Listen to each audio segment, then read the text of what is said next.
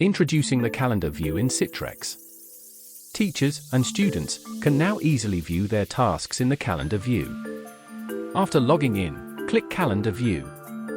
Teachers will be able to view all tasks assigned to students in their calendar. From the top right, teachers can easily select the view type: Monthly View or List View. From the top left, teachers can scroll back and forth between months.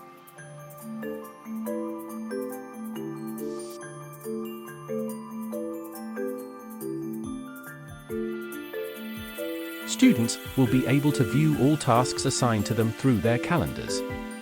Once an activity is complete, the system will cross out the activity automatically. The calendar will keep track of all kinds of interactive assignments, quizzes, videos, or ebooks assigned to students through color-coded boxes. Calendars will provide an easy way for students and teachers to navigate through their assignments and keep track of their work.